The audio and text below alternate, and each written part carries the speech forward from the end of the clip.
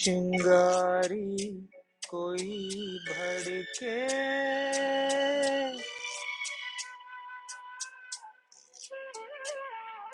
चिंगारी कोई भड़के तो सावन उसे बुझाए।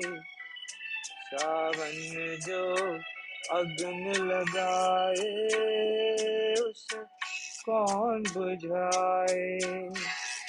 ओ उसे कौन बुझाए। पतझड़ जो बाग उजाड़े वो बाग बहार खिलाए। जो बाग बहार में उजड़े उसे कौन खिलाए। ओ उसे कौन खिलाए। नमस्कार, मैं हूं शैलेंद्र। मेरे पॉडकास्ट अंतर यात्रा में आपका स्वागत है। इस पॉडकास्ट का ये पहला एपिसोड है और इसका नाम है 2025 में दुनिया का दर्पण। ये एक नई शुरुआत है। इस पॉडकास्ट पे मैं उन्हीं टॉपिक्स पर बात करूंगा जो मेरे दिल के करीब है और जिनकी गहराइयों में जाना मुझे अच्छा लगता है। वो टॉपिक्स है climate change, sustainability, AI, learning और मास्टरी, फिलॉसफी, कॉर्पोरेट कल्चर और कुछ और टॉपिक्स जो इंसान की मौजूदा हालात और भविष्य पर रोशनी डालेंगे। ये वही टॉपिक्स है जिन पर मैं इंग्लिश में लिखता हूँ, मीडियम और सबस्टैक पर, जो कि ऑनलाइन राइटिंग प्लेटफॉर्म्स है। उन्हीं आर्टिकल्स को मैं इंग्लिश ही में पॉडकास्ट फॉर्म में भी बनाने लगा हूँ। वो पॉडकास्ट मैं अपने एक और यूट्यूब चैनल पर अपलोड करता हूँ। उस यूट्यूब चैनल का नाम है द रिफ्लेक्टिव पाथ। नीचे कमेंट्स में ये सारे लिंक्स मौजूद है अगर आप पढ़ना और सुनना चाहें। तो मैंने सोचा क्यों ना उन्हीं टॉपिक्स को हिंदी में पेश किया जाए, थोड़ा और इनफॉर्मल, थोड़ा और दिल से और एक पर्सनल टच के साथ।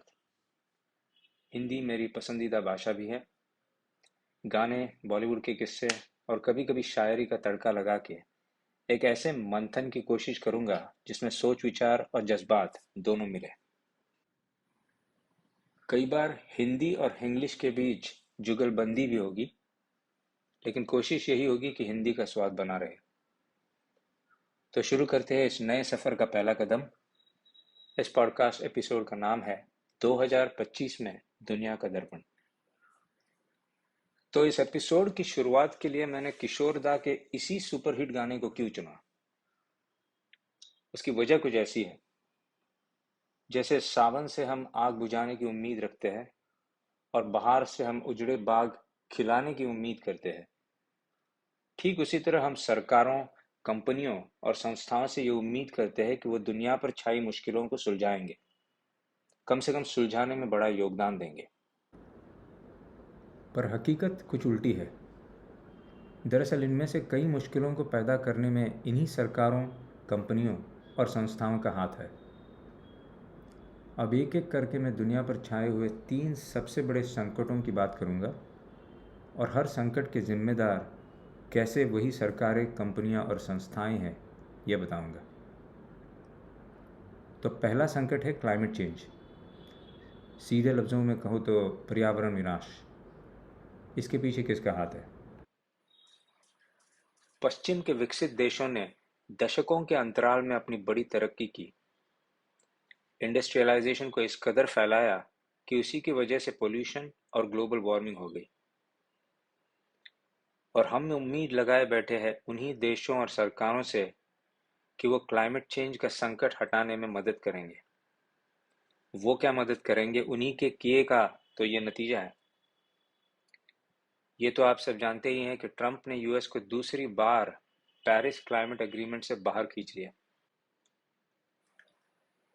1.5 डिग्री सेल्सियस तक ग्लोबल वार्मिंग को सीमित रखना तो दूर, साइंटिस्ट्स और डेटा दोनों ही दिखाते हैं कि हम 2 डिग्री सेल्सियस की तरफ तेजी से बढ़ रहे हैं। 2021 में जब मेरी बेटी सिर्फ 6 साल की थी, उसने एक तस्वीर बनाई थी। सियाटल के माउंट रेनियर की, जिसमें काले दाग थे। उसने तस्वीर पर लिखा, "Why is Mount Rainier not pretty anymore?" उस साल की हीट वेव ने बर्फ को इतना पिघला दिया कि नीचे के काले पत्थर साफ दिखने लगे। 2030 तक क्लाइमेट के बड़े बड़े वादे करने वाले देश अब अपने वादों से मुकर रहे हैं। जर्मनी ने 2030 तक कोयले का इस्तेमाल बंद करने का वादा किया था, लेकिन अब यू टर्न ले लिया है। ब्रिटेन ने 2050 के क्लाइमेट टारगेट्स कानून में लिखवाए, पर अब उसी ब्रिटेन ने 100 से ज्यादा ऑयल ड्रिलिंग लाइसेंस अप्रूव कर दिए नॉर्थ सी में। फ्रांस के बैंकों ने $154 बिलियन फॉसिल फ्यूल प्रोजेक्ट्स में लगा दिए। ऐसे हर यू टर्न से क्लाइमेट का संकट और गहरा होगा। समुद्र का स्तर बढ़ेगा, हीट वेव्स और तूफान और भयंकर होंगे, और मास एक्सटिंक्शन तेज हो जाएगी। जरा सोचिए, मुंबई के मरीन ड्राइव पर समंदर का पानी सिर्फ सड़क तक नहीं, बिल्डिंगों में घुस जाए। क्या हम तैयार हैं?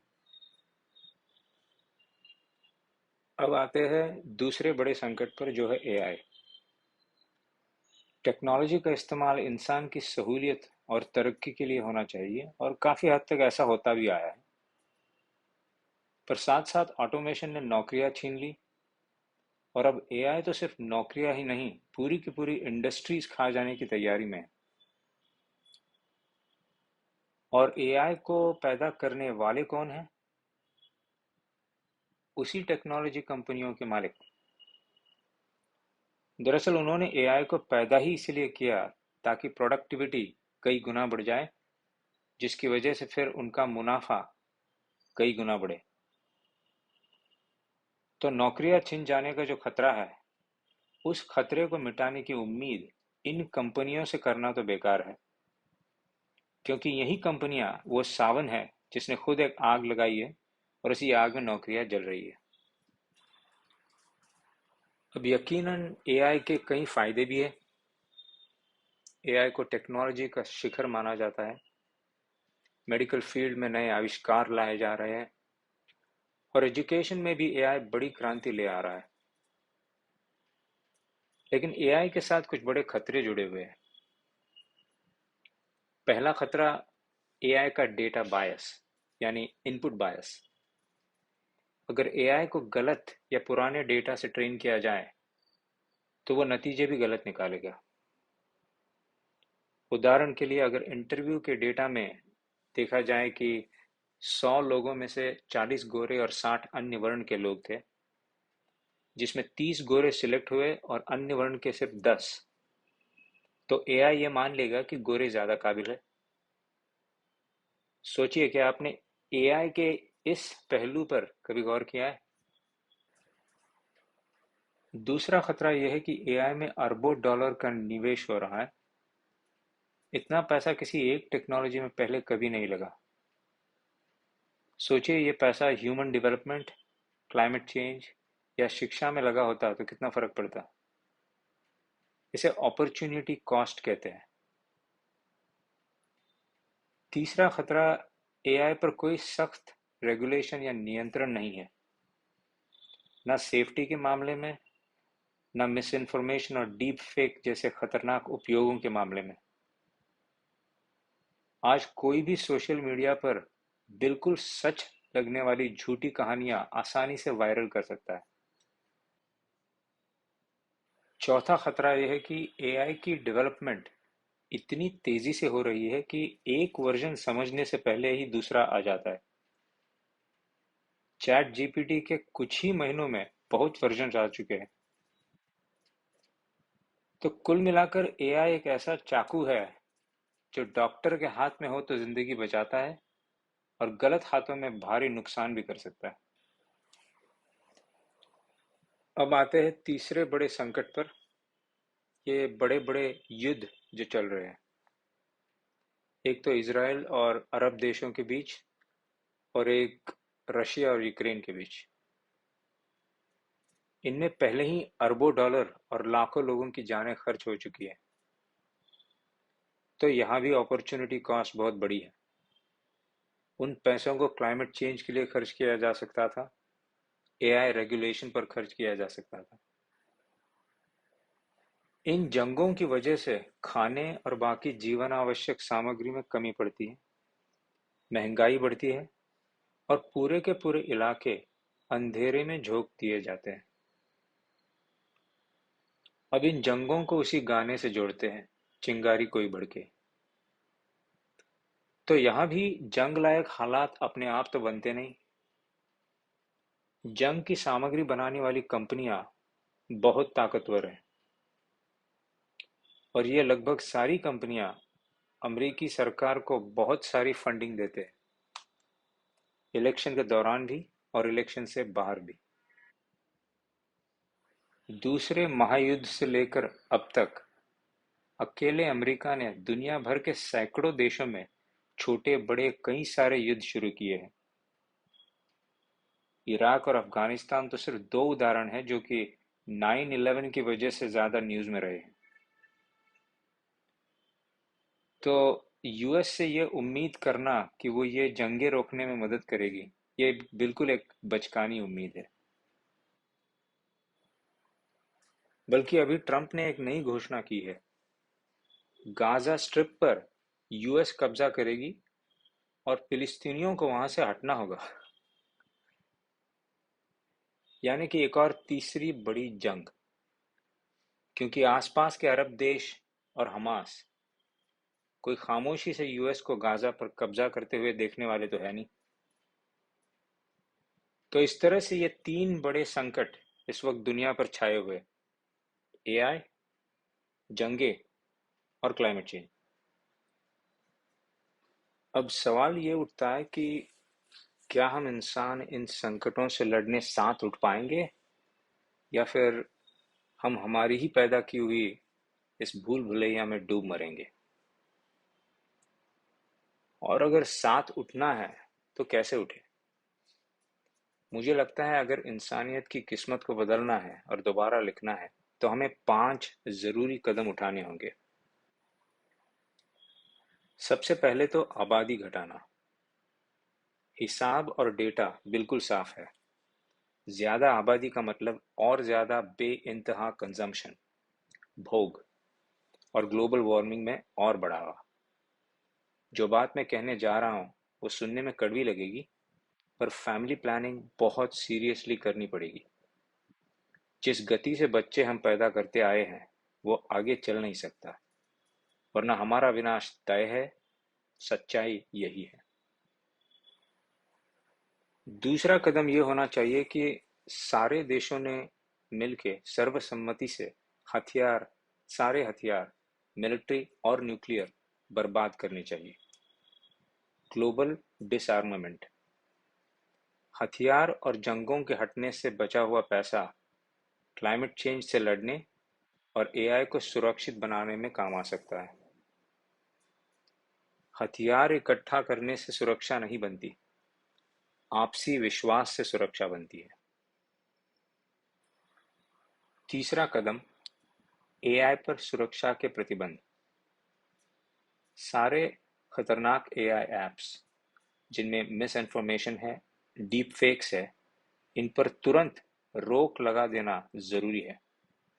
दुनिया भर में एआई को अगर हम अभी कंट्रोल नहीं करेंगे तो ये तो तय है कि कल वो हमें कंट्रोल करेगा। कैपिटलिज्म या पूंजीवाद ने लालच को, खासकर कॉरपोरेट ग्रीड को जबरदस्त बढ़ावा दिया है। मैं समझता हूं पर्यावरण विनाश और आर्थिक असमानता, इन दोनों के पीछे सबसे बड़ा कारण यही पूंजीवाद है, कैपिटलिज्म। तो पूंजीवाद को हटाना यह है हमारा चौथा कदम। पूंजीवाद की बजाय हमें सहकारी समिति, मतलब वर्कर कोऑप्स वाली व्यवस्था को अपनाना चाहिए। इस व्यवस्था में सारे निर्णय भी मजदूर आपस में मिल के लेते हैं और आने वाला मुनाफा भी आपस में बराबर बांट लेते हैं। पूंजीवाद में, जैसे कि आप जानते हैं, सारे फैसले चुनिंदा मालिक लेते हैं और मुनाफे में सबसे बड़ा हिस्सा भी उन्हीं का होता है। यही वजह है कि अमेरिका में टॉप 1% लोग वहां की 90% से ज्यादा पूंजी के मालिक हैं। बेजोस, जकरबर्ग और मस्क, बस इन तीनों के पास करीब $1 ट्रिलियन की पूंजी है, जो कि अमेरिका के निचले 50% लोगों की पूंजी से ज्यादा है। और पांचवा कदम है साझा बलिदान। ये अंधाधुंध भोग विलास के दिन अब खत्म हो गए हैं। पर्यावरण के प्रति सद्भाव वाला जीवन बिताना जरूरी है।